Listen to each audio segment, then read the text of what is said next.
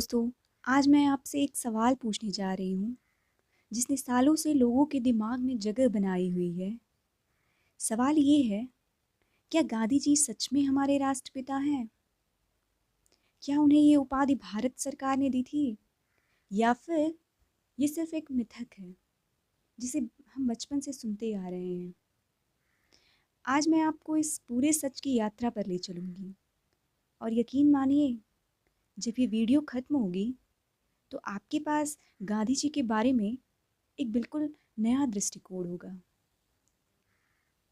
हम सबने गांधी जी का नाम सुना है, मोहनदास करमचंद गांधी, जिसने पूरी दुनिया महात्मा गांधी के नाम से जानती है। लेकिन इस नाम के पीछे छिपा इंसान कौन था? उनकी जिंदगी कैसी थी? उन्होंने ऐसा क्या किया कि दुनिया उन्हें अहिंसा का पुजारी कहने लगी? और आखिर क्यों उन्हें राष्ट्रपिता कहा गया? इस पूरी कहानी को समझने के लिए हमें उनकी जिंदगी की शुरुआत से चलना होगा। गांधी जी का जन्म 2 अक्टूबर 1869 को पोरबंदर, गुजरात में हुआ। उनका परिवार एक साधारण लेकिन धार्मिक माहौल वाला था। उनकी माँ पुतलाबाई बेहद धार्मिक और संयमी थी और पिता करमचंद गांधी राजकोट में दीवान थे। गांधी जी बचपन से ही शर्मीले और अंतर्मुखी थे। उनके जीवन का एक प्रसंग बड़ा मशहूर था। बचपन में उन्होंने सच बोलने की आदत अपनाई। एक बार स्कूल में स्पेलिंग टेस्ट के दौरान अध्यापक ने उन्हें गलत शब्द सुधारने के लिए इशारा किया, लेकिन गांधी जी ने नकल नहीं की। यही गुण आगे चलकर उनकी पहचान बना, सत्य का मार्ग। अब बात करते हैं उनकी पढ़ाई की। गांधी जी इंग्लैंड गए कानून की पढ़ाई करने। वहाँ उन्हें पहली बार पश्चिमी सभ्यता, आधुनिक जीवन शैली और स्वतंत्र सोच का सामना हुआ। लेकिन सच ये है कि गांधी जी वहाँ भी भारतीय मूल्यों से बहुत जुड़े रहे। इंग्लैंड से लौटकर जब वे वकालत करने लगे, तो उन्हें उम्मीद के मुताबिक सफलता नहीं मिली। लेकिन किस्मत ने उनके लिए कुछ और ही लिखा था। 1893 में गांधी जी एक मुकदमे के सिलसिले में दक्षिण अफ्रीका गए। यहीं उनकी जिंदगी का सबसे बड़ा मोड़ आया। ट्रेन से यात्रा करते समय उन्हें केवल इसलिए बाहर फेंक दिया गया क्योंकि वे भारतीय थे और गोरे आदमी के बराबर बैठ गए थे। उस रात प्लेटफॉर्म पर बैठकर गांधी जी ने सोचा, क्या भारतीय हमेशा इसी तरह अपमान सहेंगे? वहीं से उनके अंदर आग जली, अन्याय के खिलाफ आवाज उठाने की। यहीं से जन्म हुआ सत्याग्रह का। अब जरा सोचिए दोस्तों, अगर उस रात ट्रेन से गांधी जी को धक्का न दिया गया होता, तो क्या हमें महात्मा गांधी मिलते? शायद नहीं। इतिहास कई बार ऐसे छोटे छोटे प्रसंगों से बदलता है। दक्षिण अफ्रीका से लौटने के बाद गांधी जी ने भारत की जमीन पर कदम रखा। उस वक्त भारत गुलाम था। ब्रिटिश राज हर जगह फैला हुआ था, लेकिन आम जनता डरी हुई, टूटी हुई और बिखरी हुई थी। गांधी जी ने उन्हें जोड़ा। सबसे पहले 1917 में चंपारण सत्याग्रह किया। गरीब किसान नील की खेती से के अत्याचार से परेशान थे। गांधी जी ने उन्हें संगठित किया और अंग्रेज सरकार को झुकना पड़ा। फिर खेड़ा आंदोलन और अहमदाबाद मिल हड़ताल। हर जगह गांधी जी ने अहिंसा का हथियार उठाया और जीत हासिल की। यहीं से लोग कहने लगे, ये आदमी साधारण नेता नहीं है, ये तो बापू है। हाँ, बापू यानी पिता समान। लेकिन ध्यान दीजिए, बापू और राष्ट्रपिता एक ही चीज़ नहीं है। बापू तो प्यार और सम्मान का शब्द था, लेकिन राष्ट्रपिता एक उपाधि है। और असली सवाल यही है कि गांधी जी को ये उपाधि किसने दी? तो दोस्तों, आइए अब चलते हैं उस पल की ओर जिसने इतिहास रचा। साल था 1944 का। सुभाष चंद्र बोस, जो आज़ाद हिंद फौज बना चुके थे, उन्होंने बर्लिन रेडियो से संदेश दिया और उस संदेश में उन्होंने गांधी जी को संबोधित करते हुए कहा, भारत की जनता आपको राष्ट्रपिता कहती है। जी हाँ, यहीं से पहली बार गांधी जी को राष्ट्रपिता कहा गया, न कि किसी सरकारी आदेश से, न किसी संविधान से, बल्कि एक क्रांतिकारी सुभाष चंद्र बोस की जुबान से। अब सोचिए कितना अजीब है। बोस और गांधी जी के विचार अक्सर टकराते थे।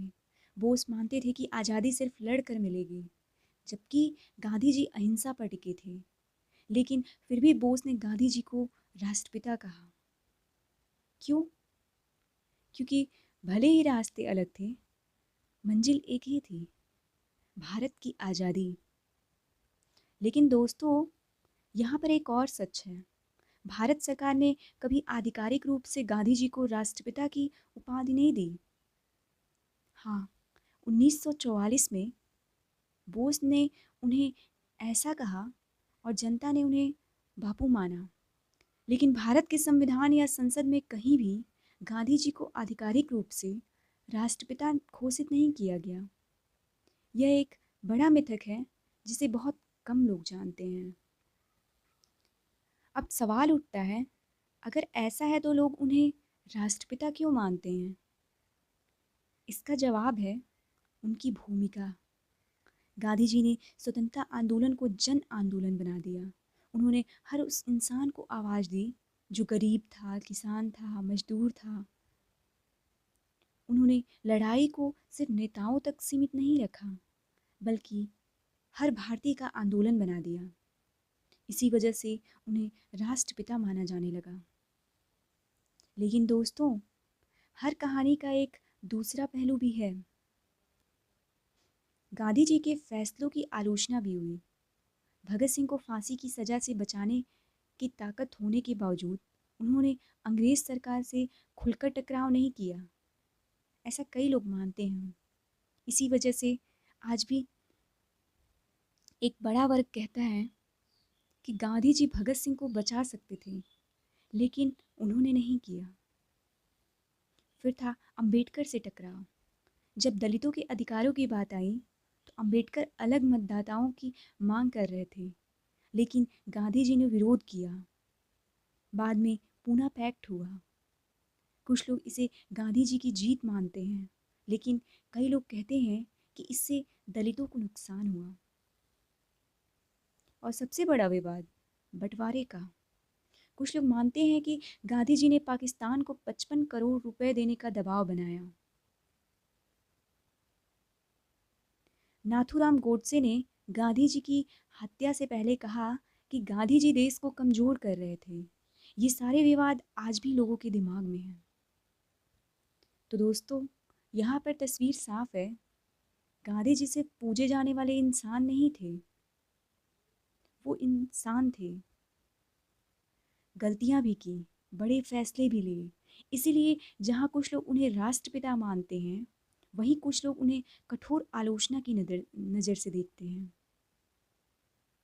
अब सवाल ये है, आज के समय में गांधी जी का महत्व क्या है?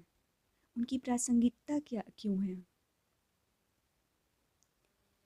गांधी जी ने 3 बड़े मंत्र दिए, सत्य, अहिंसा और स्वदेशी।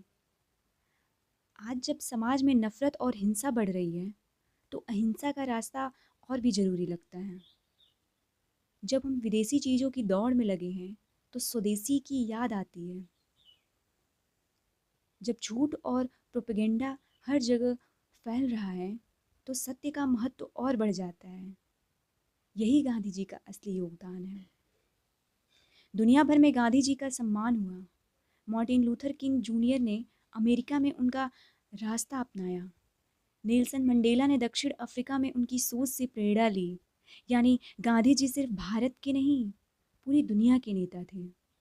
तो दोस्तों, अब आप ही बताइए, क्या गांधी जी सच में राष्ट्रपिता हैं?